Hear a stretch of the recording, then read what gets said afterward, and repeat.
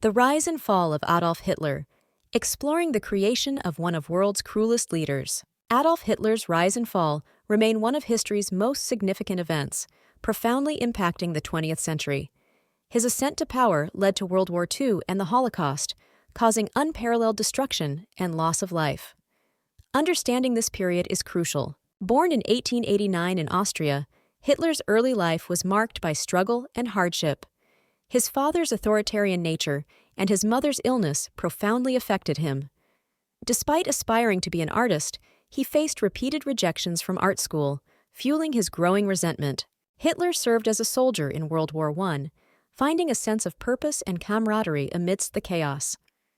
The war's end left him disillusioned and bitter, particularly towards the Treaty of Versailles, which he perceived as a betrayal of Germany. Post-World War I, Germany was a nation in turmoil, grappling with economic hardships, political instability, and social unrest.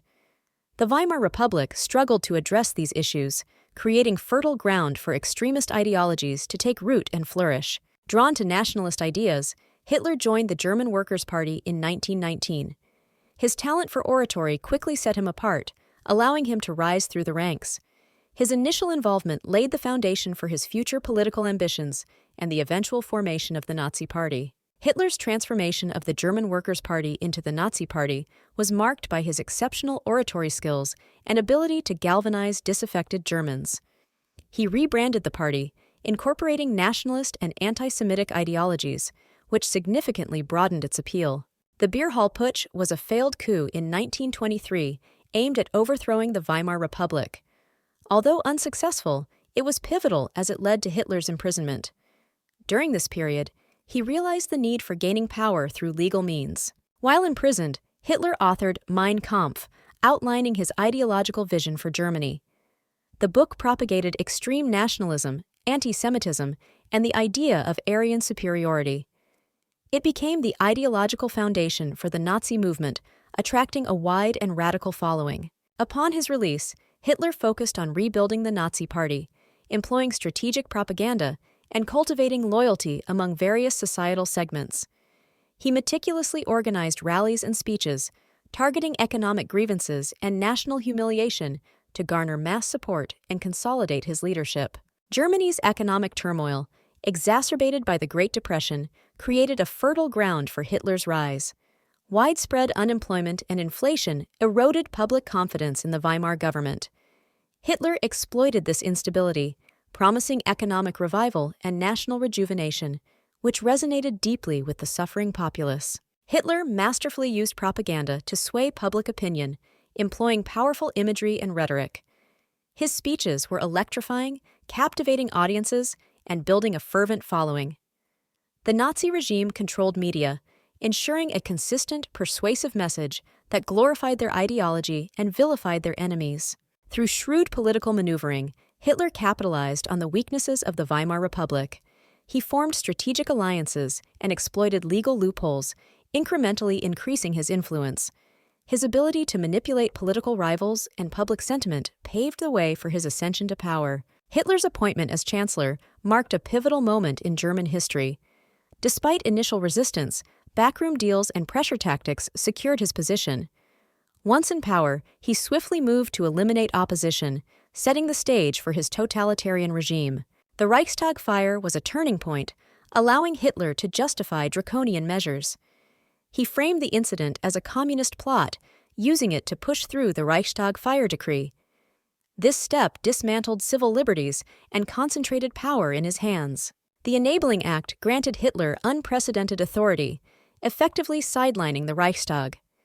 By leveraging fear and political chaos, he convinced lawmakers to pass the act, which allowed him to enact laws without parliamentary consent.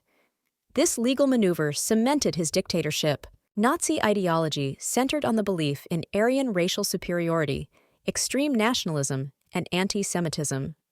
Hitler's regime promoted the idea of a pure German race, leading to policies aimed at racial purity, eugenics, and the exclusion of Jews and other minorities. Rearmament and militarization were crucial aspects of Hitler's agenda. By defying the Treaty of Versailles, Germany rebuilt its military capabilities.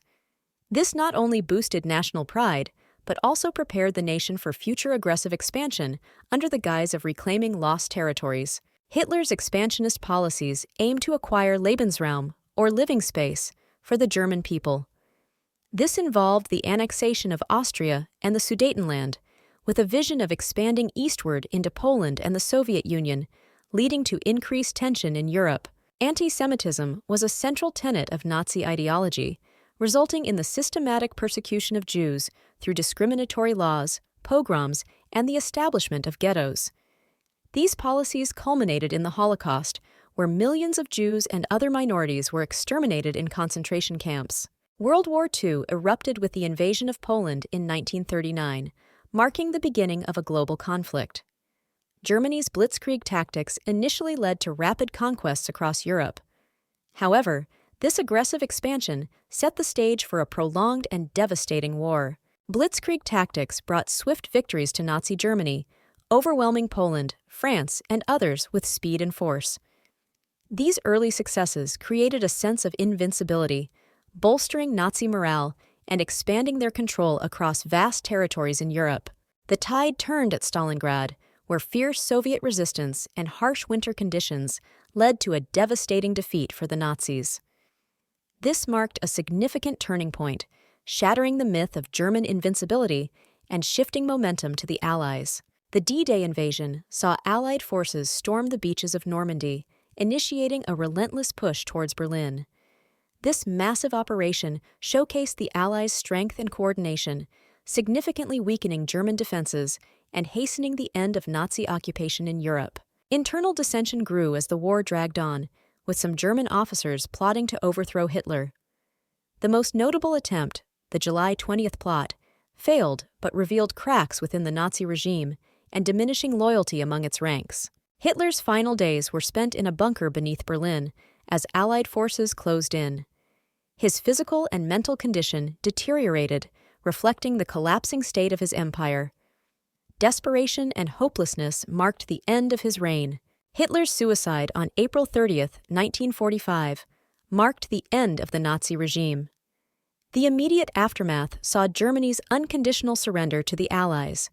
Berlin lay in ruins, and the nation faced a daunting process of denazification and rebuilding. The Nuremberg trials held from 1945 to 1946 brought Nazi leaders to justice. Key figures were prosecuted for war crimes, crimes against humanity, and genocide. These trials established important legal precedents and aimed to ensure accountability for the atrocities committed. Germany faced profound changes in the post-war era. The country was divided into occupation zones controlled by the Allies. The long-term effects included economic hardship, political restructuring, and a commitment to never repeat the horrors of the Nazi period. Hitler's rise and fall are now subjects of extensive historical study. His dictatorship serves as a cautionary tale about the dangers of unchecked power, extreme nationalism, and the devastating impact of totalitarian regimes. The lessons remain relevant today. Summarizing Hitler's rise and fall underscores the importance of vigilance against tyranny. The era serves as a stark reminder of human rights abuses and the need for democratic principles. Reflecting on this history helps prevent the repetition of such dark chapters.